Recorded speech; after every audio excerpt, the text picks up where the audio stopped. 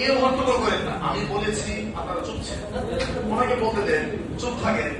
এখানে কিছু বিষয় যেটা মানে মানুষ তো সব কমপ্লিট করা যায় না।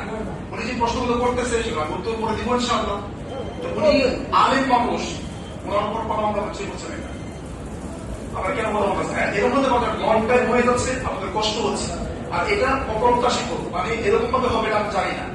এরকম হয় আলেমরা একসাথে শুধু এইটাই, তাহলে আলোচনা বাদ দিতাম, শুধু এটাই হতো। লং টাইম হয়েছে আপনি ডিস্টার্ব করেন, অসুবিধা নেই। তাহলে বুঝতে আমাকে ডাকলে আমরা আরেকদিন আসবো ইনশাআল্লাহ। তবে আপনারা চুপ থাকেন, আমাকে বলতে দেন। এখানে যেটা উস্তাদের সাথে শেয়ার করি আমি, আরশে আজিমে আছেন আল্লাহ তাআলা। আরশে আজিমে ইস্তাওয়া আলা আরশ, এটা তো আরশ। ইয়ানজিলু রাব্বুনা তাবারাকা ওয়া তাআলা কুল্লা লাইলা হিনা ইয়াবকা থুলুল লাইলিল আখির। প্রত্যেক রাত্রিতে আল্লাহ তাআলা আরশে আজিম থেকে নেমে আসেন দুনিয়ার আকাশে, এসে বলে মাইয়া দউনি ফাস্তাজিব লা মাইয়া ইস্তাগফিরুনি ফাগফির লা, এটা বলে।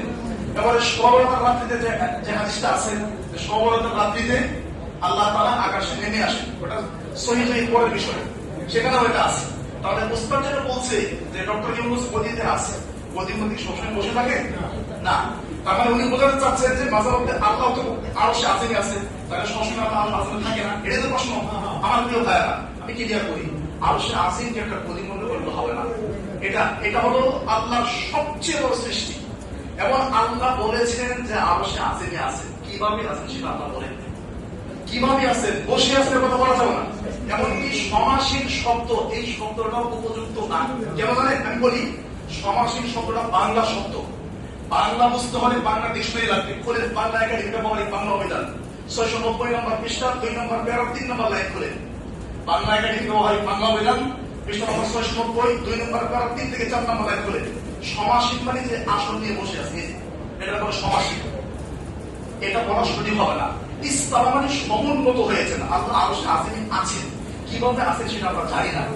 এই আয়াতের ব্যাখ্যা ইমাম মালিক, আহমদ বিন হাম্বল, ইমাম শাফি রাহিমাহুল্লাহ জামিআন, ইমাম ইবনে কাসির রাহিমাহুল্লাহ, তাদের এই তিনজনের নাম টেনে এনে বলছে যে মানহাজুস সালাফিস সালেহ বা সালাফদের মানহাজ শাইখেরা তাফসীরে বের করেছি, আপনারা যেমন বোধ করে পড়বেন ইনশাআল্লাহ। এটা উনি বলেছেন যে ইস্তাওয়া আলাল আরশ মালিক শাফিঈ আহমদ ওয়া সুফিয়ান আল-থাওরী ওয়া হাকাযা, এভাবে আসছে যে ইস্তাওয়া আলাল আরশ তারা মেনে নিয়েছে। কিভাবে আছে সেটা জানা যায় না। আর আল্লাহ যে নেমে আসেন, কিভাবে নেমে আসেন, আল্লাহর কুদরত নেমে আসে, এটা কিন্তু কেউ বলে না। এটা হাকিকি হতে পারে, এটা অস্থায়ী হতে পারে, কিন্তু যখন বলবো আল্লাহ সর্বত্র বিরাজমান, সবসময় কোথাও আছেন, সব জায়গায় আছেন, তাহলে এই আকিদার যে সমস্যা হয়, আমার ভাই এটা বললেন। অতএব আমার ভাই, আমি ক্লিয়ার করতে পেরেছি আশা করি। আল্লাহ সুবহানাহু ওয়া তাআলা তিনি দাতান আরশে আজিমে আছেন। আরশে আজিমে একটা গদি না, গদি ব্যাখ্যা করলে হবে না।